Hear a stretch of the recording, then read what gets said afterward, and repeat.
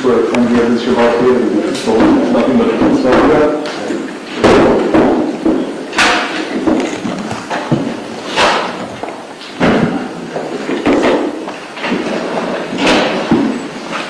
Good afternoon, Dr. Marcini. Can you, did you introduce yourself to the court already? No, my name is Dr. John Marcini, M-A-R-R-A-C-C-I-N-I.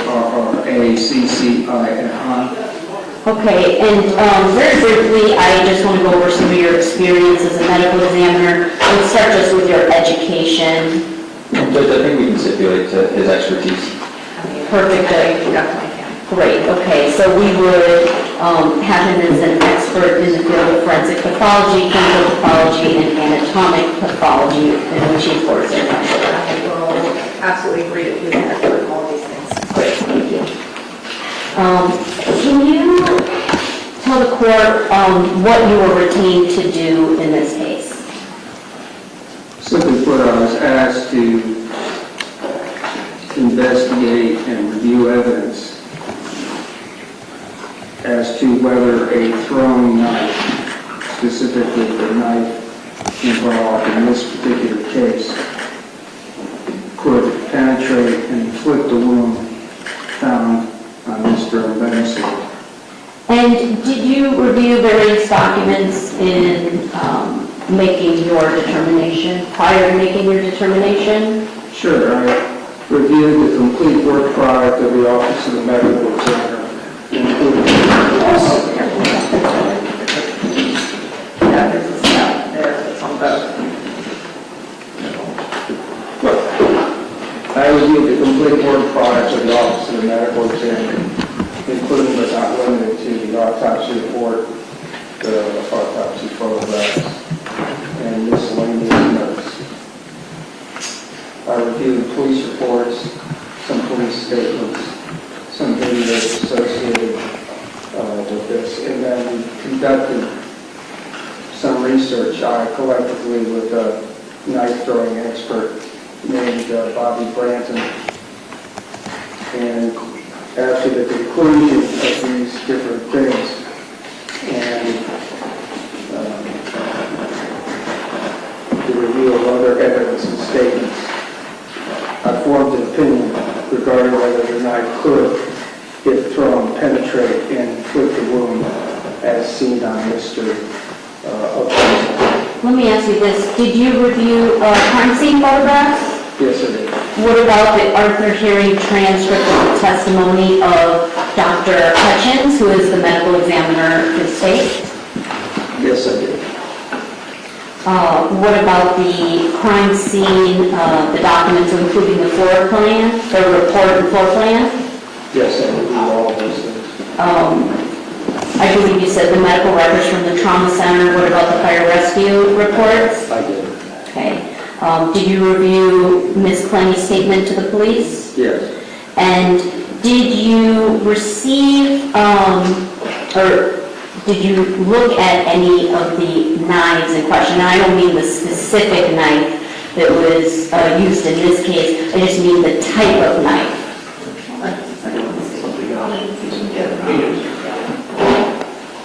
Go ahead.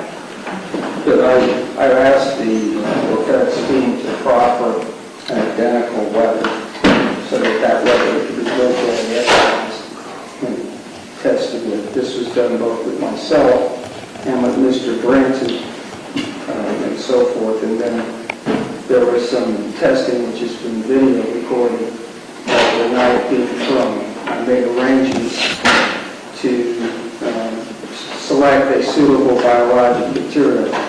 And what we finally settled on was using a side of pork, essentially. How did you make that determination? Pardon me? How did you make the determination to use a side of pork? Well, I wanted the mammalian tissue with skin and muscle and other structures similar to the human body and the general way that we're struck. So we didn't need to go through bone, but we need to have a part of the pig that would have sufficient muscle, fat, fascia, and so forth, and skin. Now, and I know you're not here qualified as a knife throwing expert. Do you have any experience throwing knives? thrower for about 30 years. And did you yourself try to throw these knives in this case? I did. Now, did you participate in a demonstration that was done with Mr. Branton throwing the knives into the pig carcass? Yes.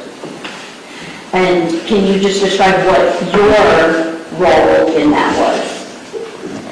It was primarily to determine after the knife was thrown, to examine the penetrating defect and to see if the strength, resiliency, and other features of the tissue was similar to human tissue in the case of where Mr. Obumseli was struck, which was the upper pectoral area and the deeper.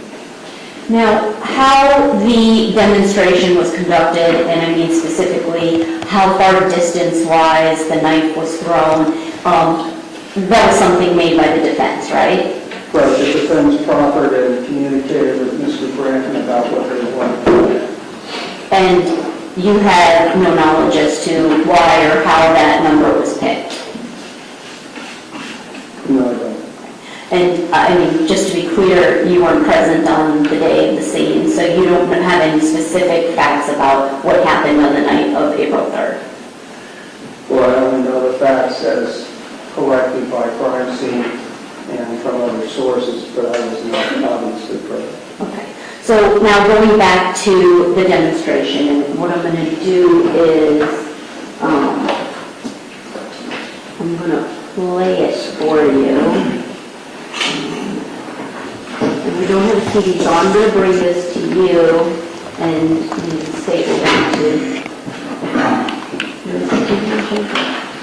Here? Oh, okay. Okay. Mr. Prieto is going to try to bring the TV in. Okay. Yeah. So, in the meantime,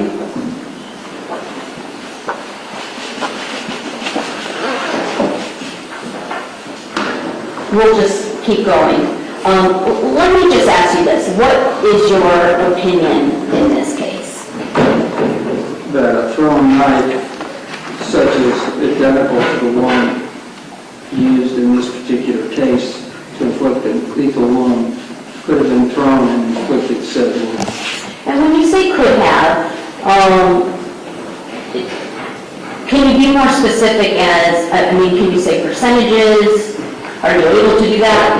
Well, the simplest way to divide between whether or not it was directly thrust into someone using a hammer to use a leg or whether it's thrown, and we can use penetration. This particular knife is very sharp, and getting to the skin, it gets to the skin very easily. Most knives only require 6 to 12 pounds of pressure. So, a human being of even average or less than average strength could easily drive this knife almost 6 inches. But the actual penetration of this wound is around 3¼ inches. So, also there was no hook mark. And so, these factors, Can I stop you for a second because I didn't hear, I'm sorry. There was no what? HILT mark. In other words, when a knife goes completely through to where the handle is, it sometimes leaves an interface mark where the blade meets the handle. That wasn't present. So at the end of the day, I favor it being a thrown knife rather than it being a directly inserted knife as in the usual stab. The difference in penetration, in my mind, is one of the decisive factors that favors one over another. And what about slippage, where there might be marks on the defendant? That can happen if a person is using a knife, right, to stab somebody? Right, I mean, a knife that does not have what we call a hilt guard, which is like a cross piece to the blade, it's pretty easy when you drive a knife to, your hand to slip up onto the blade edge. No one is found. Did you review the photographs of Ms. Clenney's hands? I did. Okay, and you didn't observe any kind of damage to her hands that would be the result of slippage? Right, there were no cuts. What about any defensive wounds? Did you, in your review of the photographs of Mr. Obumseli, did you see any defensive wounds on him? I did not. What, if anything, does that tell you? Well, usually defense against knife, you know, you see some cuts in the hand by the person who is receiving a knife assault with the hand for holding a blade and inserting. So we just didn't happen to see any in this particular case. And I know that you wanted the whiteboard for a reason. Was there specific, you wanted to show the court something? Well, if necessary, unless Your Honor probably gets it, so I probably don't use it. Okay. Was there something specific? Well, I would just, show a trajectory of the throwing knife just for purposes of our discussion. And some other things that might be pertinent to the defense there. Okay. What specifically would you think is important for the court to understand that goes towards your opinion in this case?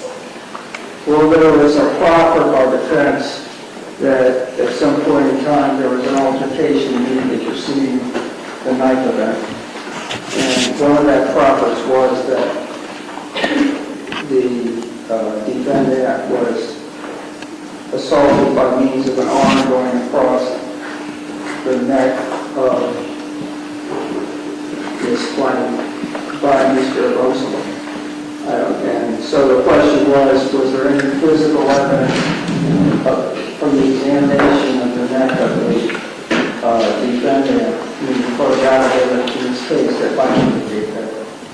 Judge, at this time I would, do you have an objection to it? I can wonder. Yeah, you're okay with Can you talk about whether or not these are the two pictures that you reviewed? Yeah. I don't have an objection to them. Let me let Mark first.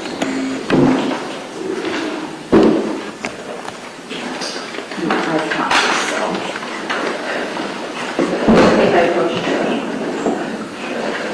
Take a look at these two photographs, let me know if you reviewed those.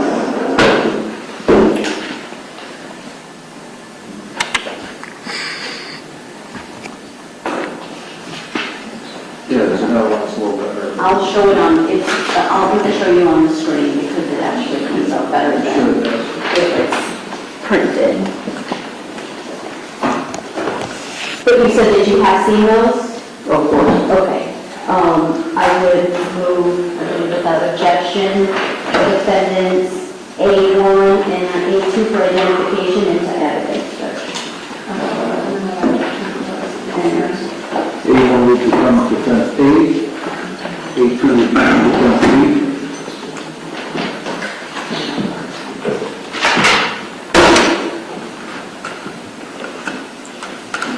Just can I have a moment and I'm going to put it up on the TV here, please?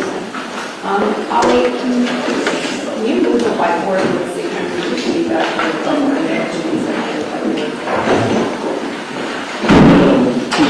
Oh, okay.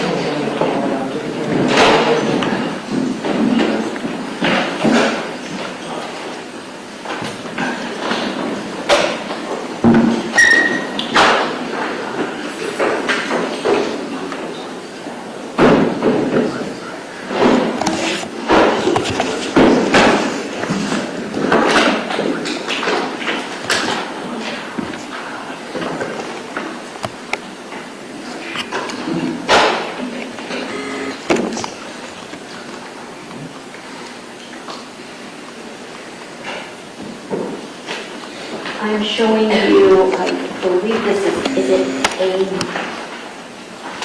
or A1. no, it's A. It's defendant's A. I'm showing you defendant's A. This is one of the photos you said you observed? Correct. And what, if anything, do you see from this? Well, can I step down, Your Honor? Yes. All right, well, this particular picture, there's several pictures of the defendant. This is one of many, and some of the other pictures show it better than this, but there's a faint blue-green discoloration here, and some faint reddish discoloration here. And, when we see that, it doesn't prove it, because it's, obviously it's a very fine, but nevertheless, we'll consider whether some pressure might have been applied to the front of the neck at some time. And then on the hands, of course, there's blood on the hands, but there's also some bruising, and it's better seen on the photographs actually, where her arms are down to her sides. I'll show you defendant's exhibit B. Okay. So what we have is we have some bruising here, some bruising there, and there are some other pictures where her hands are, you're seeing the knuckle side, and you can see some discolorations there. Now, the probative value of these are more difficult because I'm not quite sure the age of these. I can't say that this occurred immediately before the lethal event or not. But nevertheless, what you have is you have some bruising on the arms, you have some bruises on the knuckles, and you have a discoloration in the front of the neck. And that only came up primarily because of the defense theory that there was some physical interaction preceding the lethal event. Okay. I'm going to go to the demonstration now that... Really quickly, just, you Yeah. said that there were other photographs that you looked at that showed the neck better. Was there another photograph? You can try to pull them up. There's about a half dozen There are photographs. quite a bit. I will see if I can get some additional ones. All right, go ahead. Okay. Going to the demonstration, Judge, this is a digital evidence, so I have a USB to give to the clerk. Okay. Well, how would you like to, What is on the USB?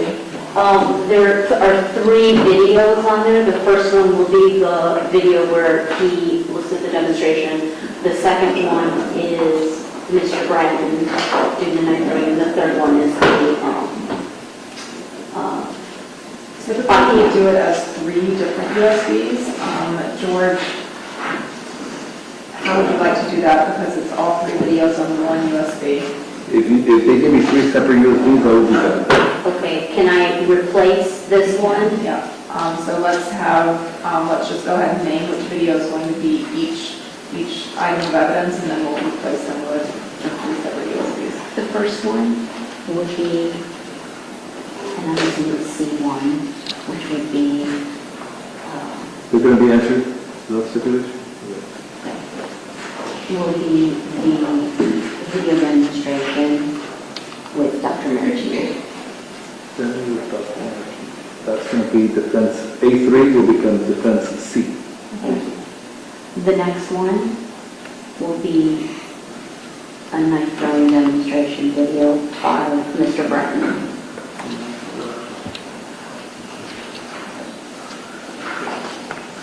A4 will become defense exhibit D. Okay. And then the last one will be a body cam statement. A5 will become defense E. Okay. Thank you. If you want to take a seat, sure, Dr. Ritchie. I'm actually going to show you defense D first, because defense D is the actual demonstration. Can you walk through for the court just how that demonstration took place so that she can get an understanding, where did it take place, how was it? Sure. I'll let her stand up and... Whatever you need to do, I I just have to make sure that she can see. And so as long as you can see, just let me know. You all good? Okay, so Your Honor, arrangements were made for me to fly to Columbia, South Carolina, where the studio would be setting up this production. The setup actually went on for a couple of days, and I arrived on the second day. The studio arrangement was indoors, air conditioned, and had video set up from a number of different angles. And was capable of slow motion and all sorts of technical things. The video was shot while I was there. They began to work on the project, which consists of taking the side of pork out and hanging the side of pork or hanging the side of pork on the front of the backstop board. And there had already been a layout of the physical distances between that board, that target, and where Mr. Bratton would be standing to throw the knife set. A set of 6 identical knives, presumptively identical to the weapon involved in this particular case, were available to Mr. Bratton, and then he began to do what he does, and that is throw knives. And I observed him throwing the knives, and then the penetrations, that is, the areas where the knives impaled, I then inserted a glove finger to make sure that the tissue, in fact, was a reasonable representation and similar to human tissue that would have been affected in this particular case. Do you know how many times Mr. Bratton threw the knives that day? I don't know, I don't remember. And can you say whether he hit the target every single time? No, we did not.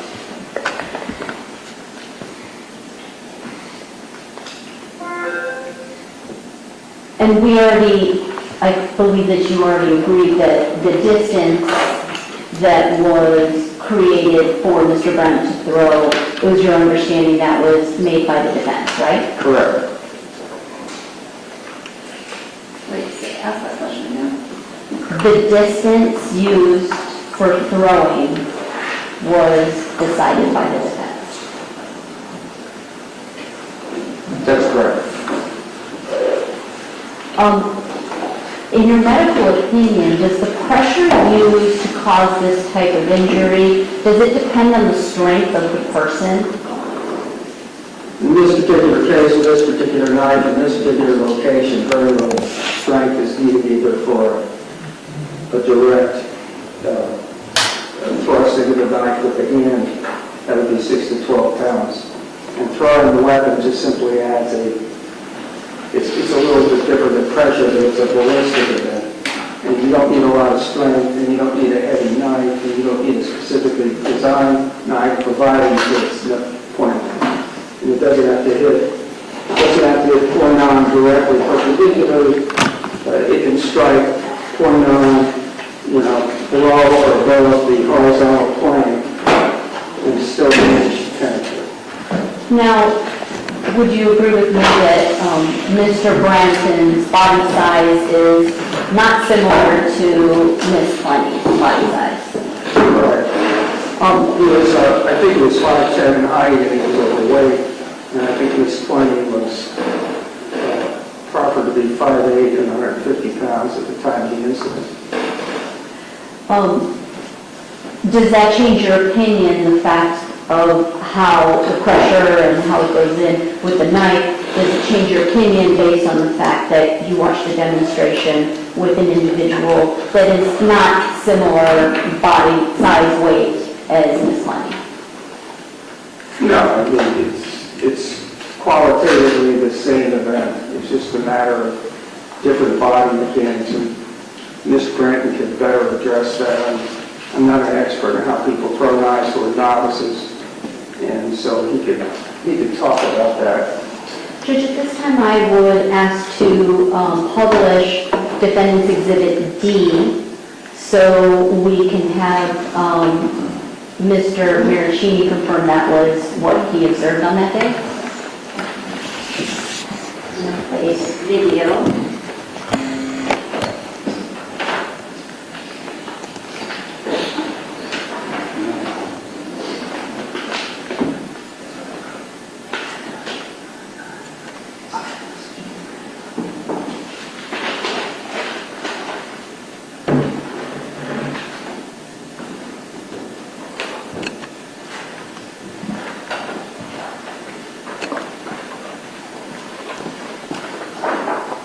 Now, we're going to see there's no sound here. Do you know if there was sound recorded or not?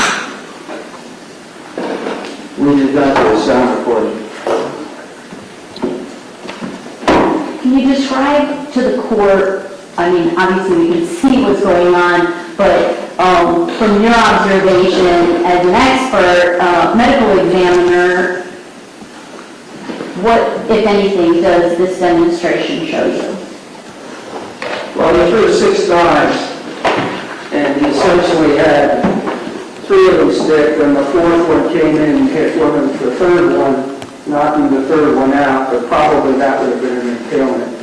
Then there was a clean miss, number 5. Number 6, the impact was just barely grazed the side of the carcass. It was not representative. So what we did was, where this, you can stop the previous. Go back 1 inch. Okay.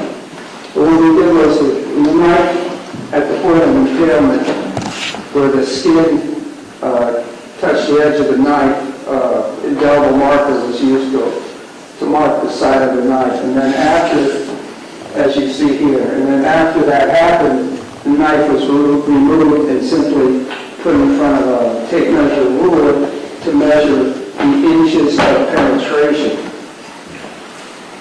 And so that's what's being happened here. This is, you can see that this particular penetration was in excess, close to 5 inches.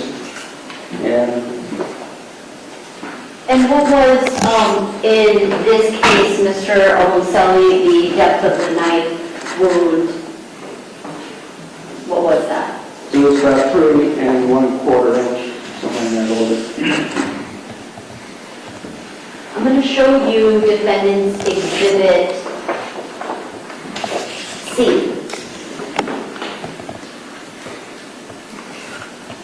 Well, that's me, obviously. So what I'm doing is inserting my finger in the defects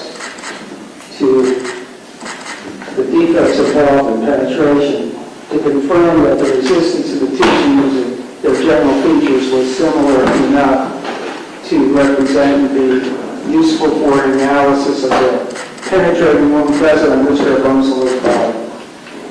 And you said you did this. What was the result of that, by you putting your finger in there? What did it tell you? It confirmed that the tissue was a satisfactory representation of the human tissue for purposes of this experimentation.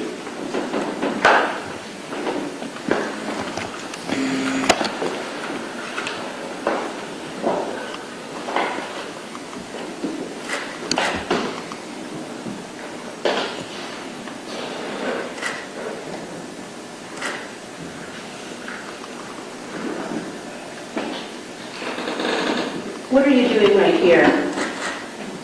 All right, so let me just show what I did, and then I'll explain what I'm trying to do here.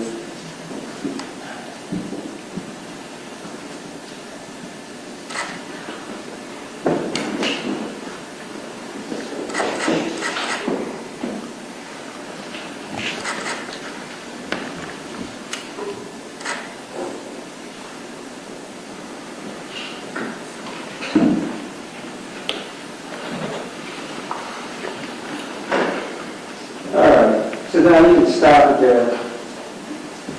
You can freeze it for a moment. So what I'm trying to do, what I've done is I've inserted the knife and then turned it, rotated it to see if I could find an accessory mark. Now why is this important? In this particular case, when you look at the wound that's exposed to muscle, fat, fascia, etc., that wound is just an elliptical wound like you expect to see with a knife injury.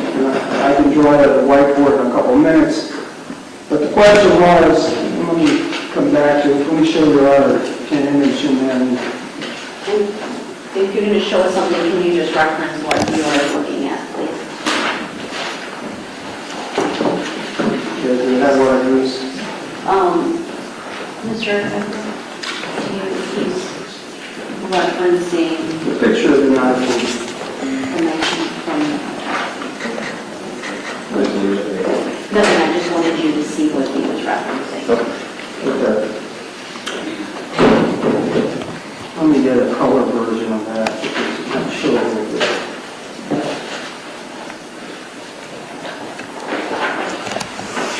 So what you reviewed are the autopsy photos and specifically the wound that was on Obumseli.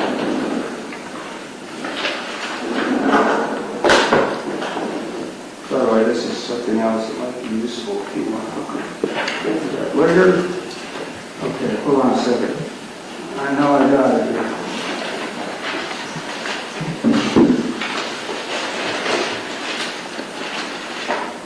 All right. So this is the picture I'd like to show. Well, it's not in evidence, so, You want me to hand it to you? yeah, let me, You got my copy. And actually, what I'd like to do is these two.